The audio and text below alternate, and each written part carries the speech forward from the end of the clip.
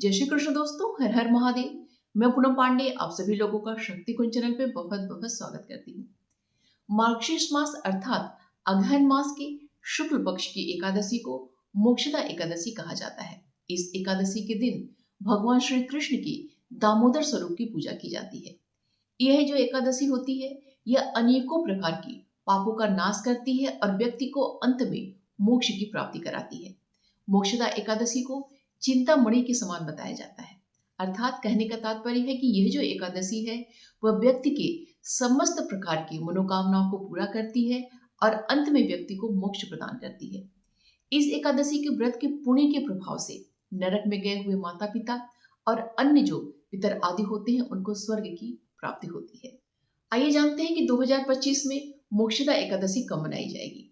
तो शुक्ल पक्ष की एकादशी तिथि का प्रारंभ 30 नवंबर दिन रविवार की रात्रि में 9:29 से हो रही है और यह एकादशी तिथि अगले दिन 1 दिसंबर दिन सोमवार को उदया तिथि में रहेगी, पूरे दिन रहेगी और शाम में 7:01 पे एकादशी तिथि समाप्त हो जाएगी। उसके पश्चात द्वादशी तिथि प्रारंभ हो जाएगी।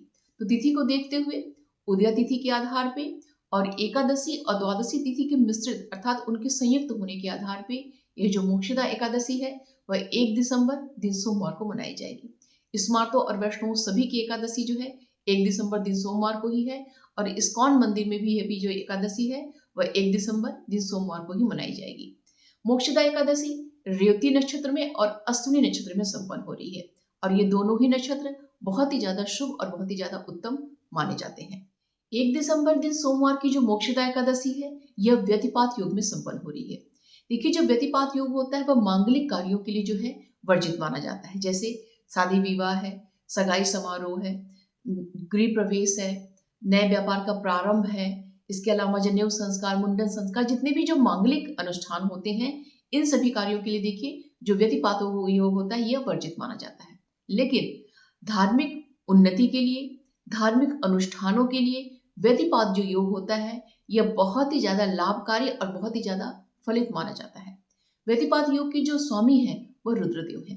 तो व्यतिपात योग में रुद्राभिषेक करना बहुत ही ज्यादा फलित माना जाता है, क्योंकि व्यतिपात योग में हम जो भी, चाहे हम गंगा स्नान करें, चाहे जो भी हम नाम जाप करें, मंत्र जाप करें, दान करें, हवन करें, मतलब कोई भी धार्मिक अनुष्ठान, स्तोत्रों का हम पाठ करें, कोई भी हम जो धार्मिक अनुष्ठान करते हैं तो उसका जो पुण्य लाभ हमें प्राप्त होता है वह लाख गुना बढ़ के हमें प्राप्त होता है।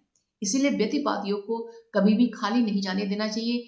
ज्यादा से ज्यादा जो है इसका लाभ लेने का हमें प्रयत्न करना चाहिए। और 1 दिसंबर दिन सोमवार को जो व्यतिपात योग है वह ब्रह्म मुहूर्त से प्रारंभ हो जा रहा है, पूरे दिन हमें है और रात्रि में 12:49 तक, जो मतलब कि आपका 49 लगभग कि 1 बजे तक जो है यह व्यतिपात योग है। तो ज्यादा से ज्यादा इसका लाभ लेने का हमें प्रयत्न करना चाहिए, क्योंकि इस व्यतिपात योग में हम जो भी धार्मिक अनुष्ठान करते हैं, जो भी जो पुण्य का काम करते हैं, उससे हमारे जन्म जन्मांतर के जो पाप होते हैं उससे हमें मुक्ति प्राप्त होती है। इसके अलावा व्यतिपात जो योग होता है वह पितरों को तृप्ति प्रदान करने के लिए, उनको मुक्ति प्रदान करने के लिए बहुत ही ज्यादा उत्तम माना जाता है।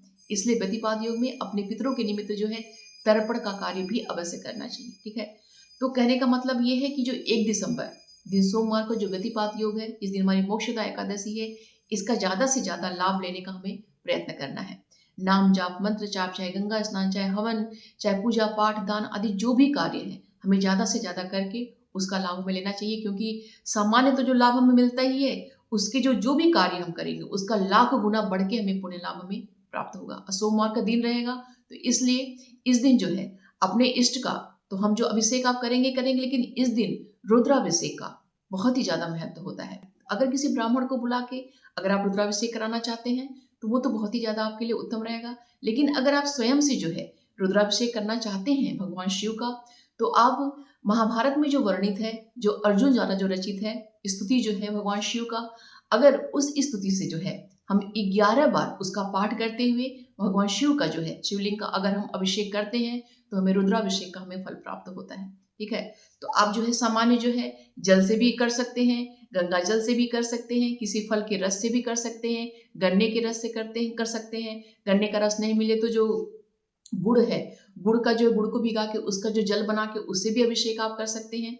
तो कहने का तात्पर्य है कि इस दिन जो है प्रयत्न करके जो है भगवान शिव का जो है रुद्राभिषेक जो आप लोग अवश्य ही कीजिएगा, क्योंकि इस दिन का रुद्राभिषेक बहुत ही ज़्यादा अच्छा जो है फल प्रदान करता है, बहुत ही ज़्यादा फलित माना जाता है। क्योंकि इस दिन हम जो भी पूजा पाठ, व्रत, दान आदि जो भी कार्य करेंगे उसका लाख गुना जो है बढ़ के हमें पुण्य लाभ प्राप्त होगा। इसलिए ज़्यादा से ज़्यादा जो है लाभ उठाने का इसका प्रयत्न कीजिए आप लोग। मार्गशीर्ष मास के शुक्ल पक्ष की एकादशी को गीता जयंती भी मनाई जाती है, क्योंकि इसी दिन जो है मार्गशीर्ष मास के शुक्ल पक्ष की एकादशी के दिन भगवान श्री कृष्ण ने महाभारत युद्ध के समय जो है कुरुक्षेत्र में जो उन्होंने अर्जुन को भगवत गीता का उपदेश दिया था, इसीलिए इस दिन गीता जयंती मनाई जाती है।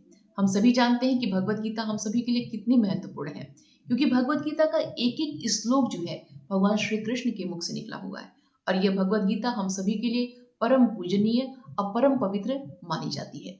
एक भगवत गीता ही ऐसी है जिसकी हम सभी लोग जयंती मनाते हैं, जिसको हम सभी लोग गीता जयंती करते हैं।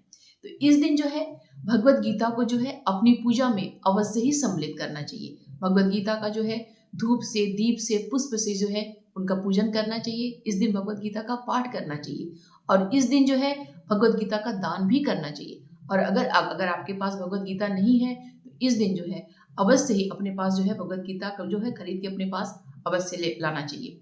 और इस दिन अगर भगवत गीता के 7वें अध्याय का पाठ करके अपने पितरों को उसका जो पुण्य है हम पितरों के निमित्त जो है दान कर देते हैं, तो पितरों को जो है मुक्ति प्रदान होती है।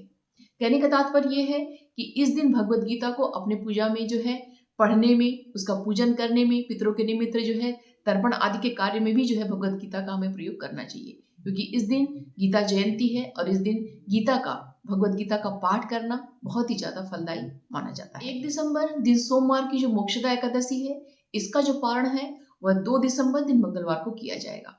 2 दिसंबर दिन मंगलवार को जो द्वादशी तिथि है वह शाम में 3:57 पे लगभग आपका 4 बजे तक जो है यह द्वादशी तिथि समाप्त हो जा रही है। तो पारण का जो शुभ मुहूर्त है वह सुबह में 6:28 से लेकर सुबह में 10:01 तक है। तो इसी में जो है हम सभी को अपना पारण जो कर लेना चाहिए। और पारण से पहले जो है किसी ब्राह्मण के निमित्त जो है दान आदि का कार्य करके तब जो है पारण का हमें कार्य करना चाहिए। और पारण में भी देखिए, क्योंकि एकादशी व्रत में जो है चावल हम लोग अवॉइड करते हैं, तो जो अपना पारण करना चाहिए वह चावल से ही हमें जो है पारण करना चाहिए। या तो देखिए खिचड़ी जो है बना के वो भगवान को भोग लगाएं, उस भोग से जो है जो प्रसाद से जो है अपने व्रत का हम पारण करें। अन्यथा जो है सामान्य जो है चावल के कुछ दाने जो लेके वह जो है भगवान को जो है उनको प्रार्थना करके कि इस चावल के जो अन्न जो है इस दाने से जो है मैं अपने व्रत का पारण कर रही हूँ, तो उससे जो है अपने व्रत का पारण करना चाहिए, क्योंकि चावल से जो है व्रत का पारण करना बहुत ही ज्यादा शुभ माना जाता है। तो इस बार देखिए 1 दिसंबर दिन सोमवार की जो मोक्षदा एकादशी है, इस दिन मोक्षदा एकादशी भी है, गीता जयंती भी है और व्यतिपात योग भी है। तो ज्यादा से ज्यादा जो है इसका लाभ उठाने का हमें प्रयत्न करना चाहिए। मंत्र जाप के माध्यम से, नाम जाप के माध्यम से, गंगा स्नान के माध्यम से, सहस्त्र नाम, जो भी आपको सहस्त्र नाम पाठ करना हो, आपके जो भी इष्ट हैं, सहस्त्र नाम का पाठ करके, अभिषेक करके, ठीक है, हवन करके, दान पुण्य आदि का कार्य करके, कहने का मतलब जो भी जितना ज्यादा आप कर सकते हैं सभी करके जो है ज्यादा से ज्यादा लाभ उठाने का हमें प्रयत्न करना चाहिए। क्योंकि इस दिन का किया गया धार्मिक अनुष्ठान, जो भी हम पुण्य करेंगे, जो भी धार्मिक कार्य जो हम करेंगे, उसका लाख गुना जो बढ़ के हमें लाभ प्राप्त होगा। इसलिए ज्यादा से ज्यादा जो है लाभ लेने का हमें प्रयत्न करना चाहिए। इससे संबंधित कोई भी प्रश्न अगर आपका है तो कमेंट बॉक्स में मुझसे आप पूछिएगा, उसका रिप्लाई मैं आपको अवश्य करूंगी। तो उम्मीद करती हूँ कि ये वीडियो आप सभी के लिए बहुत ही हेल्पफुल होगा। वीडियो पसंद आएगा तो प्लीज लाइक कीजिएगा, शेयर कीजिएगा और अपने इष्ट का नाम जो है कमेंट बॉक्स में अवश्य लिखिएगा। मिलते हैं अगले वीडियो में। अपना और अपनों का ख्याल रखिएगा। जय श्री कृष्ण। हर हर महादेव।